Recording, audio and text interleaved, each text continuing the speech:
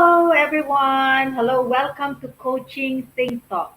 I am Coach Marife Garfin from Life Coach Philippines, and I am a certified professional co-actively co-create life coach. And this coaching conversation at this very moment is for overcoming. Okay, so this coaching conversation is for individuals, especially parents, okay, who are facing different challenges in life of all forms, and yet they still want to get out, as the best version of themselves. So, um, and then my mission is to be able to empower every parent to take a stand in mental health for themselves and for their children and to win the fight for mental wellness at home.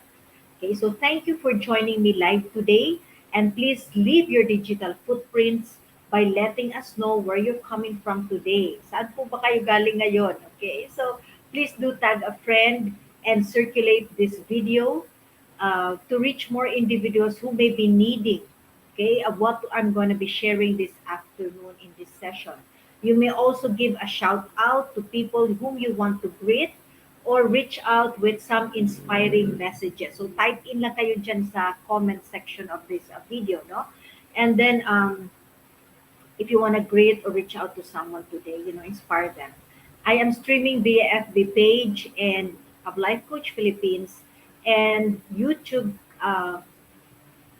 channel Coach AI Connect. So if you are new in our platform, please like, follow, and subscribe. So magandang hapon po sa inyong lahat. It's a beautiful Wednesday once again. It's 2 p.m. and we're back in our regular habit, no, of coming over and being with me in this coaching conversation called Overcoming. And this afternoon session is inspired of last night. Anyway, let me proceed first, no?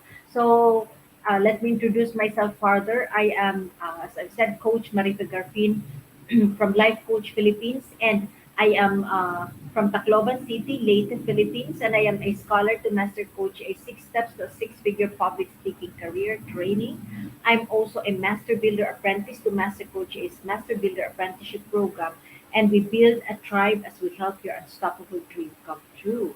I am also the founder and creator of my nth attempt to parenthood. So ito na po yung support na coaching community for parents who especially who may have children and that they're struggling right now to connect with their kids or their kids is having some mental health challenges such as depression, anorexia, anxiety, and all those things. No? Because it will really take a toll on every parent. That's why we have to really come together and to support one another so that we can empower and move forward, learn more, to grow more as a parent so that we can help facilitate our children to move out of whatever mental health challenges that they are in. Okay, so before I proceed, let me uh, uh, recognize or acknowledge all my tribe learners who are with me. Right now, we have Coach Tin, Dihoya, we have Coach Sean, we have Coach Joanna May. So thank you so much for joining me. Thank you for being here.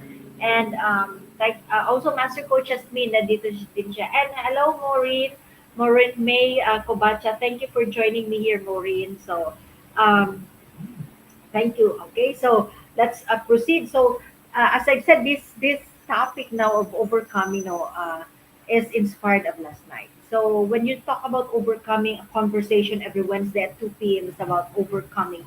So, when you talk about overcoming, it means being able to deal with. So, if whatever struggle you have been, whatever challenges that you have, no, when you talk about overcoming, nalalampasan mo. You're all able to deal with it. So this afternoon we're going to be talking about public speaking fear. Okay, yung takot nating magsalita. And last night we were given Master Coach gave us some of the possible manifestation of fear in public speaking. And public speaking is it's not just in the stage, but when you're talking to people when you're like, for example, you're networking, you're doing your business, you're establishing friendship, you're talking to your children, you're talking to your husband, you're actually speaking. And oftentimes than not, if we're not really that familiar with the people we are speaking with, we experience some physical manifestation. Di ba, nininervyos tayo, we have anxiety attack, hindi tayo makatulog, like pupunta ka ng CR. So, all those things, manifestation, physical manifestation, which happens when you're actually fearful of speaking out, okay, speaking out, such as in public speaking. And this is actually as an experience for me, no, that like yesterday, before I went into the Summit, no, I was the fourth speaker. Nakaubos na po ako ng 1 liter of water, pero bakit malat pa rin? Parang may dryness pa rin yung throat ko. And then, nakailang punta ako ng CR and all those things, no? These are but, human reaction and by anxiety and fear that, gives us a physical manifestation. Okay, so but there are people who are really like having really like severe reaction to it. So we're going to be talking about overcoming public speaking. And public speaking, sabi nga ni Master Coach ay kagabi, di ba? Yung all of a sudden, like you are in a group, tapos bigla na sabihin, can you pray for the food? Can you say a birthday greeting to someone? Like instant, impromptu.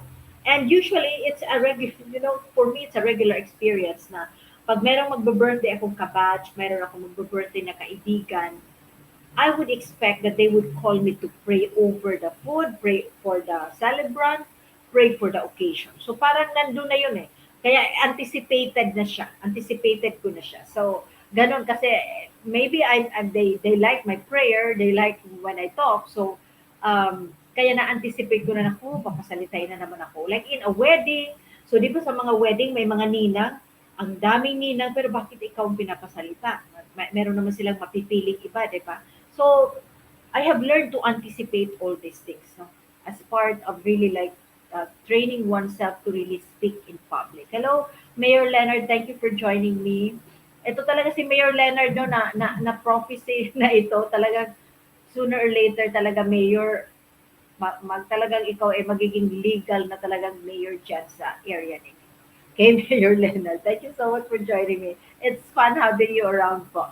So, before I go proceed, no, whatever it is that I'm going to be sharing with you and you feel like you're resonating, you're connecting, get that. Get that phrase, get that sentence, get that word, and post it. Post it in your timeline. Put hashtag pack my bag moment or coaching think talk. Ano nga ba yung pack my bag moment? It's like when you go to a seminar, tapos may narinig ka doon na, di ba, sa kahaba-haba ng seminar, mga 2 araw, 3 araw, there will be one speaker who will really like, pag salita niya, talagang nakuha mo kaagad, na-inspire ka sa sinabi niya, and you learn from that, at para bang like, it change your perspective, yung pagtingin mo, yung pag-unawa mo, nag-iiba. So yun yung pack my bag moment, yung aha moment mo na yun, kukunin mo yan, okay, and then you'll post it in your timeline, because when you're posting it, when you're typing even in your cell phone, no, ang nangyayari it that you're learning much more kasi iniisip mo, nagre-reflect ka. What is it all about? How did it affect you? And then, another thing that will happen is you'll be blessing other people who may be having some struggle right now or challenges or who may be needing na hindi mo naman alam eh, pinost mo lang pero naka-resonate siya and it helps the person in his or her daily routine or kanyang decision. So, get that pack my bag moment ngayong araw na ito. Okay? So, let's proceed. So when you talk about fear of public speaking, bakit nga ba takot tayo sa pagsasalita, no? Public speaking. So fear of public speaking is a common form of anxiety. So kung meron ka nito, hindi lang po ikaw ang meron nito. Like everyone experiences this one. Okay, halos like kahit sabihin mo yung pinakakalma na tao, no? There will still be sabihin niya, naku, hindi naman ako kalmado. Meron na din naman ako kahit matalino yan, kahit because you're facing actually an uncertainty. Di mo naman control yung crowd, di mo control yung place, di mo control yung weather, marami kang hindi control. So you kind of experience a certain form of anxiety. So it can range from slight nervousness to paralyzing fear and panic. So ilan na sa inyo naka-experience what are your symptoms pag ninervyos na kayo. So mamaya sasalang na in Samot Summit, no? We will have the second day today. So mamaya magsasalita na si Coach Tin. Coach Tin Deoya will be there. Last speaker siya. And then we have Coach Sean who will be speaking as well. Coach Joanna will be speaking. So basically yung mga nandito kasama natin ngayon, they are the second day speaker for Samot Summit. It's going to be exciting. No? So this fear of public speaking will kind of really like push you to uncomfortability. And some people nga, 'di ba, dumadating yung day were really paralyzed. Some people really like hindi sila makalabas. Hindi talaga like they'll faint, okay, they'll faint, then nervyusin sila at hindi sila talaga makasalita. Yung iba nga hindi natutuloy eh. Okay, so there is such a thing as fear in public speaking. Hi, Coach. Hello, Joy. Thank you so much for joining us. So that's the fear of public speaking. But there's really like a deeper like phobia na. Okay, ito yung glossophobia or a fear of public speaking. So this one was discussed by Master Coach A. No, now this is a very common phobia. I don't know if you have one or if you've known anyone. Meron ba kayong kilala? You have known anyone who has glossophobia? This is a very common phobia and one that is believed to affect at least 75% of the population. Kaya nga pag sinasabihan mo yung kaibigan mo, paki-pray, ayaw. Ikaw mag-introduce ng guest, ayaw. Wala talaga. And this is an experience of mine because as the chief of the nursing service in our hospital before, I delegate. I delegate like if there's a program, if there's an activity, I would delegate, the different parts of the program to the different heads and supervisors. And I would say, ikaw mag-opening prayer, ikaw mag-welcome, ikaw ganito, closing. And many of them will really like, Mom, please, bigyan mo na lang ako ng ibang assignment, huwag mo ako pasalitain. So, this is really something, no? This is really like, well, 75% of the population experience. So, do you know anyone? Have you known anyone? Or have you ever experienced having this fear, this phobia of speaking, glossophobia? Hello, Coach Jerry. So, this is something really na alam natin nag-exist but we don't really know the word. So the word for the public speaking phobia is glossophobia. And this can cause people to really like faint, have a tummy ache, and yung iba talaga like masakit na masakit yung tiyan, hindi sila kakatuloy doon sa kanilang whatever event that they need to attend to. Okay, so ito yung glossophobia. That this is a phobia for public speaking. And what caused the fear? Bakit nga ba takot tayo? Bakit nga ba takot tayo mag-speak? Bakit nga ba takot tayo pumunta sa front at magsalita? Okay? For example, in a birthday party, di ba? Sasabihin, yung isa sa inyo magbibigay ng tribute. Lahat yan. Like if it's a reunion, no? Ikaw magsalita to represent the section kasi may birthday yung ating president, ganyan. So lahat yan magtuturuan. So what causes the fear? Now, this arises when people overestimate the stakes of communicating their ideas in front of others. So, overestimate. Talagang mataas na yung kanilang, like, yung parang, when you talk about stake, yung parang tinataya mo. Okay? Tinataya mo. Okay? So, na-overestimate. Masyadong binigyan, na-highlight masyado. So, it's viewing the speaking event as a potential threat. When you view the speaking, okay, as a potential threat to their credibility, image, and a chance to reach the audience. Okay, so takot ka, like person ako, paano kung magkamali ako? Ang gagaling pa naman ng mga nakikinig sa akin, di ba? So, when you have that, that's the potential threat to your credibility kasi nga mapapag-usapan yon at people might, kaya nga dati I don't really like doing the Facebook live because if I get, baka magkamali ako doon, okay, baka maikwento, mga ganun, no? So yung image mo ma-affected and the chance to it, you're fearing makaintindihan kaya nila ako, maabot kaya nila yung sasabihin ko. So that is already an overestimate. So sinusobrahan natin yung ating pag-iisip, no, of what's gonna happen. Okay, so like for me, one of yung brain ko talaga mabilis to mag-isip eh. So I do remember no whenever lalo na pag like when I went to a certain like an auditorium or I had one experience before. I think it was I forgot what was the place, but yung stage nila was a makeshift. Like, ginawa lang talaga nila. And I always have this, no, pag paakyat, lalo na pag like 3 to 4 steps na aakyat ka. I always had this picture or scenario in my mind na pag akyat ko, matutumba ako, matatalisod ako. Or pag akyat ko, baka yung, like magiba, like magiba yung ano, yung stage. Ganun po yung aking mga scenario sa brain ko. And yung palagi yung like there will always be like a negative thing that will come out. So we overestimate, siyempre mapapahiya ka. I have a friend na before any public speaking talk, kahit ano katagal yan, hindi siya talaga kakain. Kasi na-imagine na baka, like yung, for example, kumain siya ng vegetable, no? If, for example, in the food, in the choices kasi, di ba, when you're a public speaker, minsan napupunta, una ka sa venue, lunch na pala, after lunch ka. Tapos, of course, you're free to eat. Ayaw niyang kumain kasi baka daw hindi niya malaman, meron palang, like, meron dun sa gitna ng ngipin niya, may mapasok na vegetable. So, pa kapag ganun daw niya, nakita yon. So, meron siyang ganun. So, it's an overestimate. Okay? Overestimate yan po. So, causing the fear. Now, how do we ease the fear of public speaking? Okay, let me give you 10. And number one is know your topic. Minsan takot tayo, naku, baka mag-stammer ako, baka may magtanong, hindi ko masagot. Okay? Or mali yung pronunciation ko, or baka naman hindi talaga maganda yung the way I will deliver. So may mga ganun tayo, lalo na if you're not really confident with the topic. I do remember when you go into the graduate school, sa graduate school, hindi na yan like classroom teaching na like familiar in the undergrad, no? When you go to graduate school, you have your master's, you have your PhD, okay?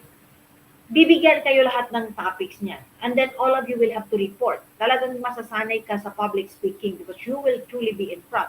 But what if hindi ka nakapag-aral? Hindi mo na-aral talaga. So you're not comfortable. So ganon, that's an experience of mine. When I'm not confident, when I'm not comfortable because I believe I do not really have a full grasp of the topic, talagang mas grabe yung kaba ko. Yes, Joy. Deep. Yan si Joy. Oh, hindi daw din siya kumakain, no? Pag mag-host ako, parang may butterfly sa stomach ko. Yes. At saka ano, oftentimes natatakot ka din baka like di ba busog ka yung iba tawag doon nag-burp sila no in the middle of their talk. So, naku, paano yun? Paano ko gagawin? So, to ease the fear of public speaking, una is to build your confidence is know your topic. You have to really understand it. Kung hindi mo alam, i-research mo, itanong mo, so that you will have that. Kasi pag we have a full grasp, pag ginagawa mo talaga yung topic mo, you actually made it and you understand what you want to give, the message that you want to give to the audience, then you will at least makatulong siya talaga in your delivery of your topic.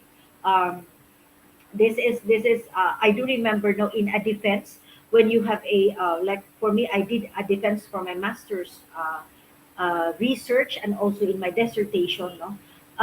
I would always be afraid. Kasi nga, like, it's a panel and you feel like, nako, tatanungin ka. But I had a professor who told me that if you truly are the one who created your book, okay, so if you're in public speaking, you're the one who wrote your content, then definitely there's nothing to fear about. Kasi baliktarin man yan because you did it, you know the topic, then you'll be able to actually answer it. So know your topic. Next is, hello Irene, thank you for joining us. Irene, we have Summit at 4 p.m. I hope you can join us, okay? So the second, to ease the public speaking fear, okay? The second tip is get organized. You have to get organized. So ano yung mga kailangan mong gamitin, ano yung mga i-prepare mo, ano yung like, or even the organization of your content. So paano ko ito ilalabas, paano ko i-intro, all those things are very important. Yung mga lighting mo, everything has to be like put in place kasi pag may nakalimutan ka, you'll panic and the more that you'll be afraid to really speak, the more you affected po you the way you deliver.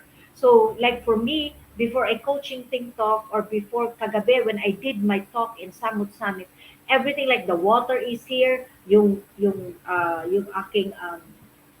yung aking notes nasa side. So everything has to be like prepared. Everything has to be organized para hindi na ako magpapanik kung wala dito, wala yan. Ay, sana yung ano ko, sana yung... So it's going to like affect you when you're... So the more that you become anxious, kasi nga, pre-practice mo sa head mo, tapos all of a sudden, na-surprise ka kasi hindi nga organized well. Yung, like your table, the way you are going to do your things, hindi siya organized. So you have to get organized because it will help you ease your fear in public speaking. Next is practice and then practice some more. Practice and then practice some more. So, before po ako sumalang kagabi sa Samot Summit, I had almost 2 hours of practice a day before.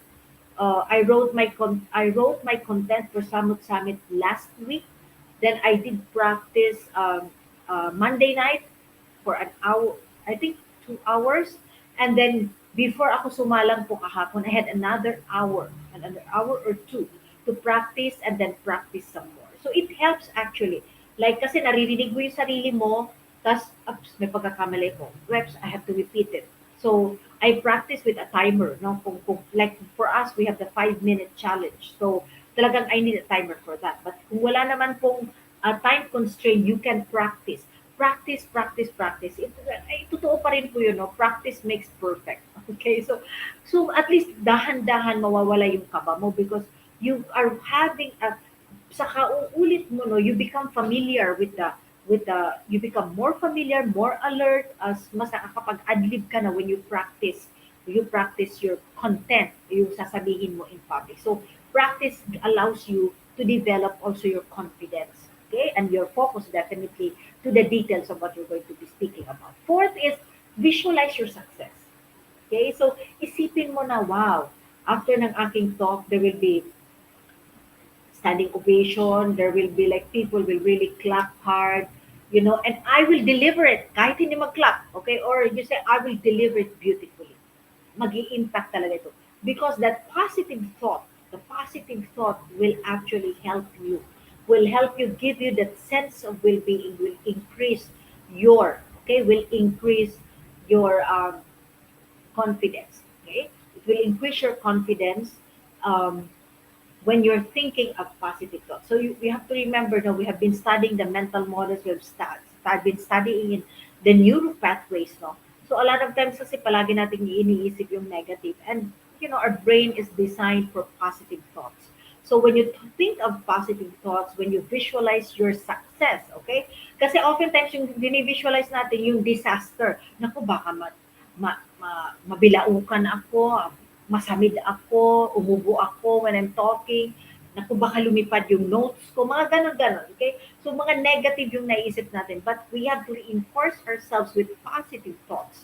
Visualize your success para po you're more energized and there's a sense of confidence and well-being po sa pakiramdam nyo, which will help you when you deliver your speech or your topic. Okay? Fifth is do some deep breathing. So kagabi sa Samot Summit, tinuruan tayo ni Master Coach A ng deep breathing. And in science, when you deep breathe, actually, your the flow of blood, okay, the oxygen level in your blood increases, and there's an increased flow of your blood, no, in the bloodstream and different parts of your organs. So you become more energetic, more alert, okay, and at the same time, it calms you. It calms you. Okay, so do some deep breathing. So ito yung mga kailangan natin, even if you're not even speaking in like how do you call it? Kahit yung imagination mo, no? Kasi we always believe na yung public speaking is you're in the stage. But even if you're in church, so nandito si Irene, even if you're in church, you're going to read a scripture, it's also public speaking. Okay? You're talking to people or your friends in a meeting, that's public speaking.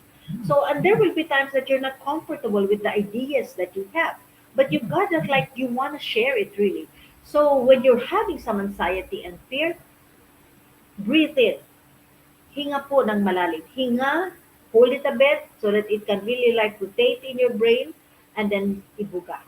Okay? So, do some deep breathing. It will help you a lot. Okay? Kagabi tinuruan tayo ng para ni Master Coach how to do deep breathing, no?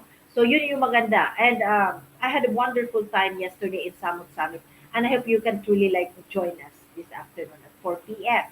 Okay, so next, number six is focus on your material, not the audience. Okay, so I'm not saying na ignore mo because definitely your material is actually suited for your audience. Okay, in one of our lesson in public speaking with Master Coach A, uh, we give, okay, when we speak big, we are catering to the need of the audience. It's not about us, but it's about our audience. Okay, but when ang sinasabi po dito sa number six is that oftentimes tinitingnan natin yung mga tao, naku, baka hindi niya naintindihan. Like we're psyching, no? Sinasight natin yung mga tao. We can do like connect with them, talk with them, look at them eye to eye, but we cannot like put a lot of interpretation in our brain na naku, baka hindi niya nag-get, bakit gumanon yung mukha niya. So, it kind of, pag yan ma-overwhelm tayo, we could no longer speak. At saka it will like, bababa yung energy.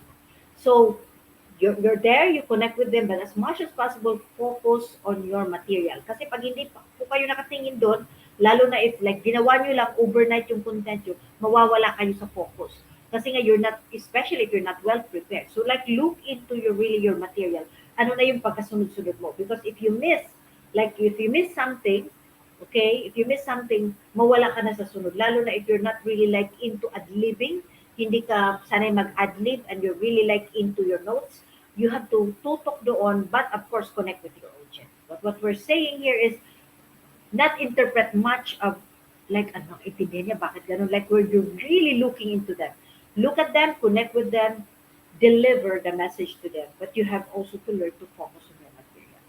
Okay, next is number seven is don't fear a moment of silence. There will always be time, no, na parang walang reaction.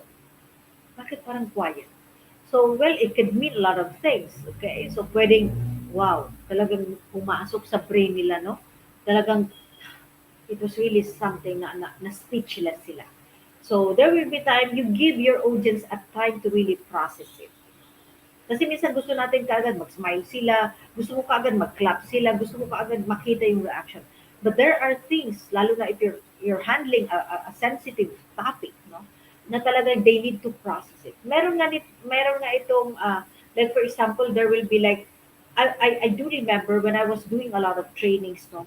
May mga sinasabi yung speaker no na hindi ko siya na-get ngayon. But when I repeat it, inuulit, nakukuha ko siya. Okay, so may mga time na gano'n na hindi ba nila na-gets? But be comfortable with it because each of your audience have a different season. Each of your audience have a different way of understanding and processing the material that you're or the talk that you've given. So hindi mo pwedeng i-compare one person to the other. So we have to really like be comfortable. Okay? So don't be afraid of the moment of silence because kailangan din bigyan natin ng breather yung ating mga audience. So there will always be silence. Okay? May mga panahon na talagang quiet sila and it's okay.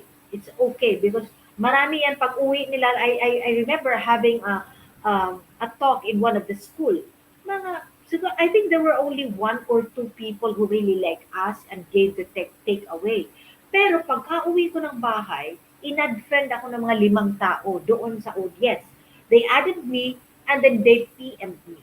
Nag-PM sila of how much they have learned. Pinoint out nila yung mga like things that resonated with them. So, you cannot judge them kung nag-silent sila. So, don't be afraid. Don't fear a moment of silence. Number 8 is recognize your success. When you're able to deliver, when you're able to write your content, a content that you understand. So definitely dapat naiintindihan mo yung content mo kasi hindi mo siya ma-deliver if you don't understand the content. So if you are able to understand your content, most probably, okay, mataas ang rate na maintindihan ka din ng audience mo. Kasi parehas naman tayong mga tao. Okay? So recognize your success. You have to really like pat yourself, say, wow, you did a good job. And you did a good job. Never undermine yourself, never devalue yourself like, ako, may kulang pa yun, eh sana na. You know what, hindi po talaga natin like mailalagay lahat. Okay, like for example, in my talk last night in Samot Summit, like when I think about it, sabi ko, I could have like, naisip ko yun, I could have like connect this, may mga ganun pa po ako. Sabi ko, if I've had another opportunity to talk about the same topic, it will be a different. it will be a different presentation because there are so many learnings that I have gotten into my speaking yesterday. Ganun po talaga, when you're a public speaker, when you're speaking, the moment that you deliver, there will be some ideas and insight that you will get because you're hearing yourself and your brain is processing. So recognize your success. At the moment, celebrate yourself, recognize that you're able to deliver and you're able to write a content and there's an audience listening to you no matter kahit isa lang yan siya nakikinig sa iyo, okay, kung isa man lang yan siya, okay, still there's someone that you're going to bless with the content or the message that you're giving. Because remember, when you're a public speaker, you are a messenger. You're a messenger. And your message is like, is for truly for someone. Hindi yan binigay sa'yo ni Lord. Okay? All wisdom, this is one thing that I always believe, all wisdom and knowledge comes from God. Tapos pag binigay niya yan sa'yo, that's the content na binigay niya at ni-reveal niya sa'yo because that content is enough and is right and is suited for the audience that you have right now. Pag ni-repeat mo yan, next time in another venue, you will have another insight with what you're, with the same topic. Again, you will level up. And again, the audience that is there is again suited for that. Ganun siya. It will always be suited to what you're giving. Suited po yan sa mga magre-resonate. Of course, hindi yan lahat sila, no? Because in a crowd, there will always be people na hindi sila talaga yung audience mo. But definitely, in the crowd, you will see people who are really your audience. So recognize your success. Number 9 is get support. Importante po as a public speaker that you have support. You have people who are talagang nag-rally for you, who cheers with for you. And I'm truly grateful to the tribe learners, no, to my classmates in public speaking and other life coaches who were really like before po ako sumalang kagabi, they were really like, go, go, go. Ganyan sila, kaya mo yan. Okay, so kami yung nauna kagabi, no? So they were doing that and it boosts you. It gives you that certain confidence, no, that, you know, you have a support. Na mayroong tao dito na tutulong sa'yo. So, and they're there, they're listening and they're tinutulungan ka, ipapacilitate. I remember in our cluster, no, sabi nila, what's your freebie? Kasi ibibigay namin, kami magpo-post. Okay, kaya mo yan. Even the preparation time, we have each other's support na ito yung ginagawa ko, nako, ito yung struggle ko, ito yung fear ko. And that's very important. Very important po talaga yung support.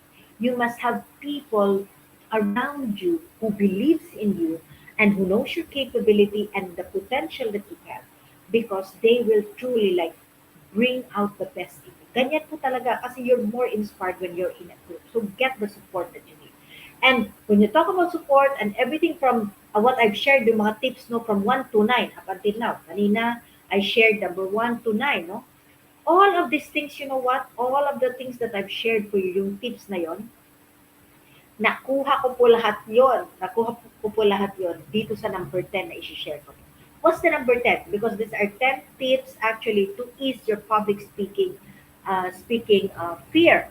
Okay, number 10 is enroll in a formal learning. So, ibig sabihin po, if you truly want to speak, if you truly want to be confident, if you truly want to make a career out of this, okay, and you're the type of person na gusto mo talaga like, na ibibigay mo lahat, learn, enroll in a formal learning. Like talagang pag-aralan. So I did that. I enrolled, and I was just so blessed because at the time, Master Coach A really like asked for, sabi niya, I'm giving scholarship to a course to a course na yung offer niya. That was sometime in end of January or February because I think we started the class in March. So it was a 20-week journey with Master Coach A in public speaking career training. It was a 6 steps to a 6-figure public speaking career training. And everything from the content writing, how you project yourself, how you're going to draft, iba-iba po talaga yung binigay sa amin. It was really intense. It was really like rigorous, but it was kind of worth it. It was really worth it. And I could not like put a price on it. Hindi ko siya mabibigyan ng presyo kasi level up talaga yung the way Master Coach A taught us. So, ito yung Samot Summit virtual event namin. We will have the second day today at 4 p.m. And like I was the fourth speaker yesterday. And I believe from the feedback that I got from my VIPs, from the people whom I invited to listen to me yesterday, they said, one said, I leveled up a million times. And that was truly beautiful. And I did not get into that stage if not because I was enrolled in Samut Summit. It was because I was enrolled. I was learning from the master herself. So Master Coach A is a public speaker and she's a trained talaga po siya, certified siya in public speaking.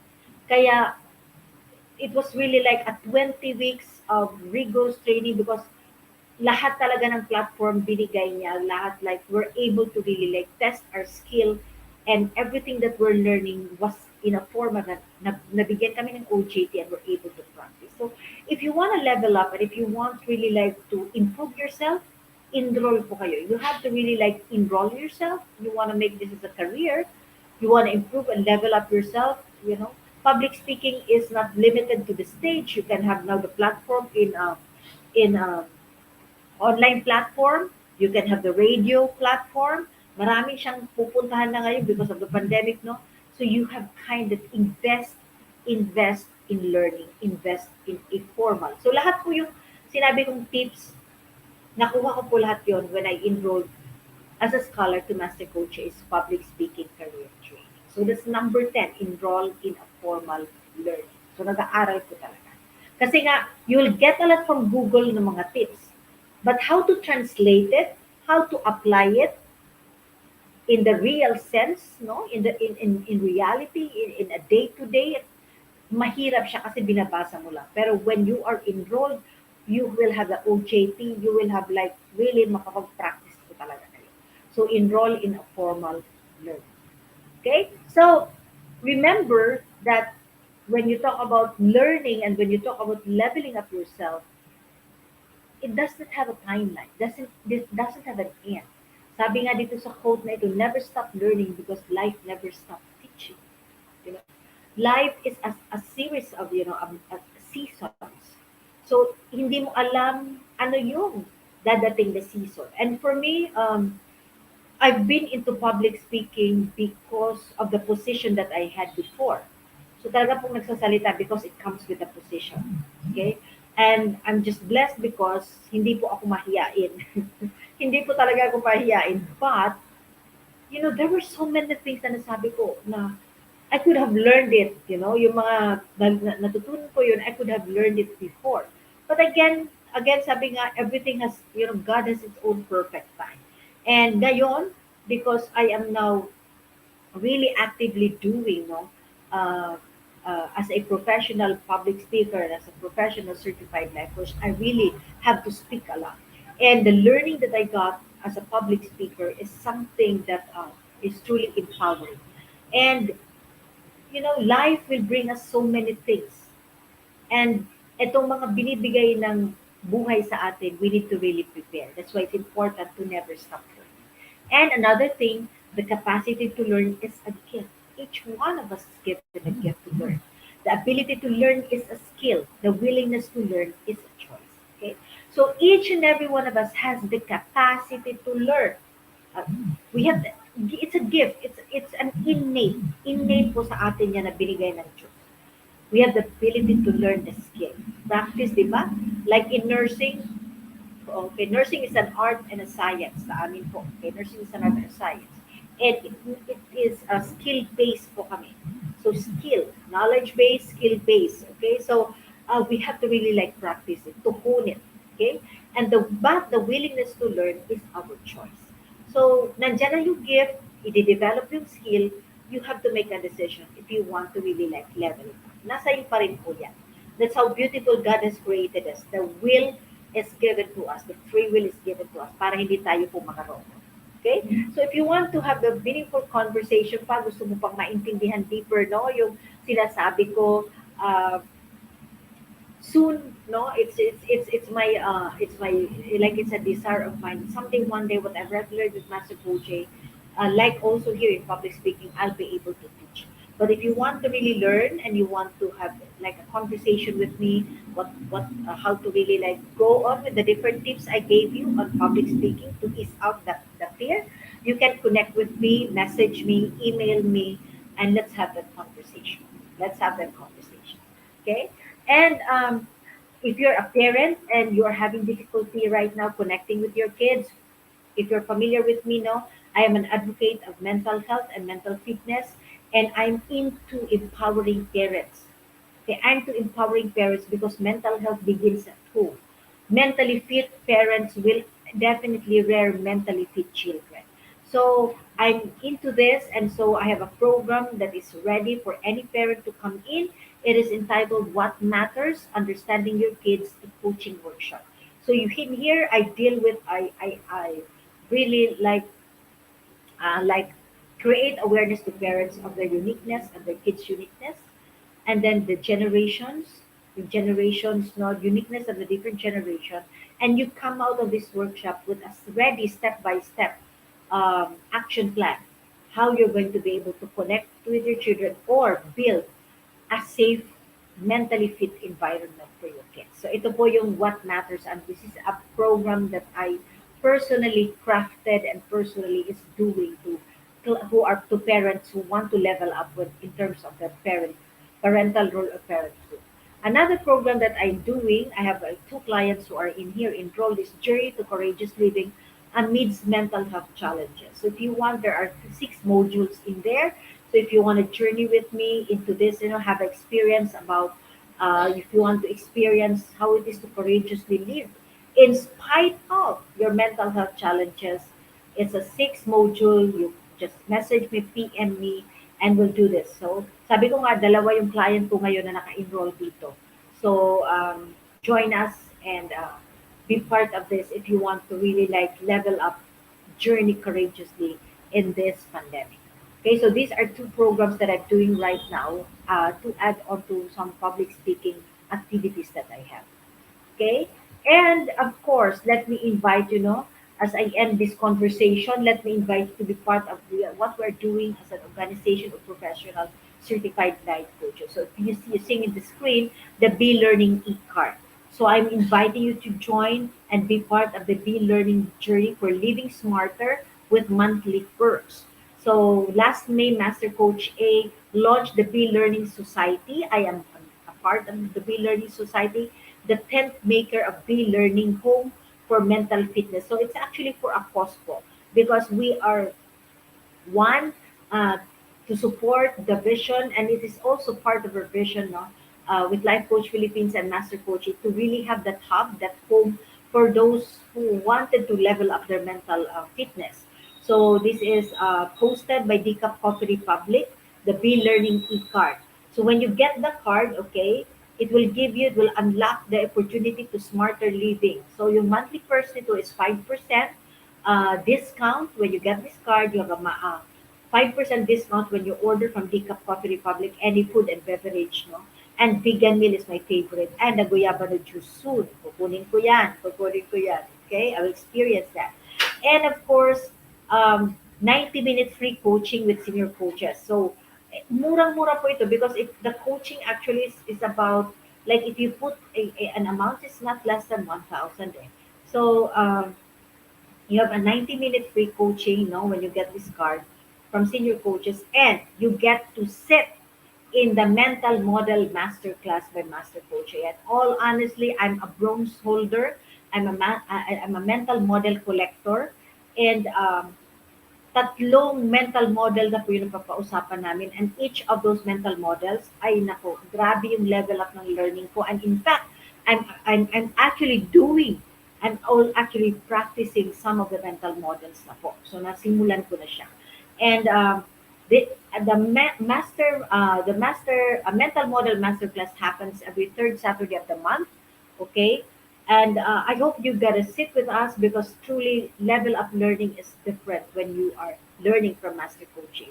So for this month's mental model, we scheduled on August 21. We will be learning. Okay, the uh, the polymath, the polymath book po.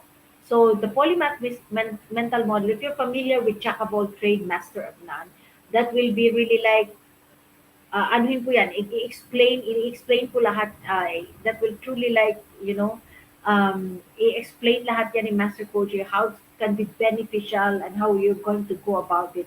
Kasi nga, yung ating nalalagay dyan is more of the negative. But how do you maximize this?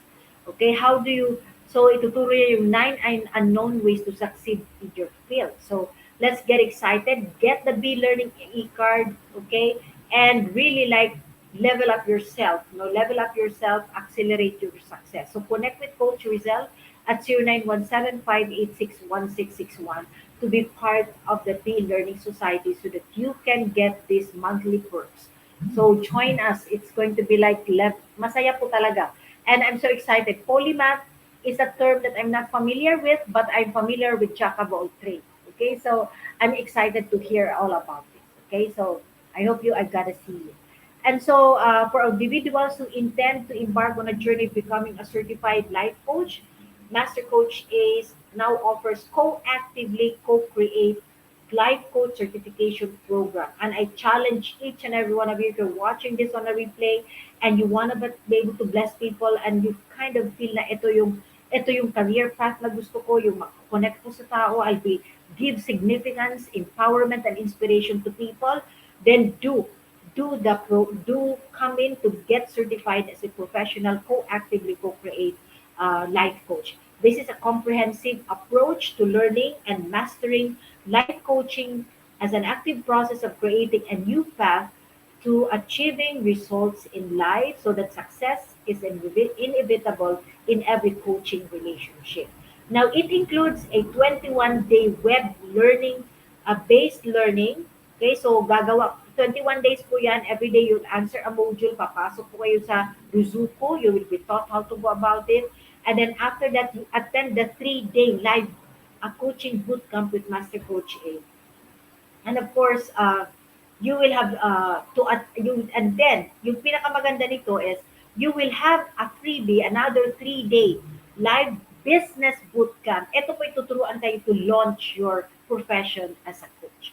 Okay, so this is all happening in this co-actively co-create life certification program. So it comes with so much bonuses. So connect with Coach Rizal at 0917-586-1661 to discover opportunities waiting for you in this profession. And honestly, I'm a registered nurse with 22 years of hospital experience in the, you know what, my background. And this is really like the most fulfilling I've ever done. So hop in and join us. So inviting you all once again this afternoon at 4 p.m. We have Coach Maureen who will be talking about coaching for single living at 4 p.m. in another coaching Think Talk episode. Mamaya sa Life Coach Philippines, it's the same, no? So, join Coach Maureen mamaya po. And um, these are the coaches who are here in Coaching Think Talk. Each one has a certain specialization. We talk in different topics that is very close to our heart, and we come in live to fill your digital space with what matters. So 10 a.m., 2 p.m., and 4 p.m. when like daily, Monday to Sunday. So you can just drop by in this particular time, get your dose of positive learning from Life Coach Philippines through Coaching TikTok. So once again, this is Coach Marife Garfin from Life Coach Philippines for Coaching TikTok. Coaches like us think and talk like this. This is us in the Philippines. Love, bam, boom. Love, bam, boom. Love, bam, boom. God bless everyone. See you in the summit. Summit po 4 p.m.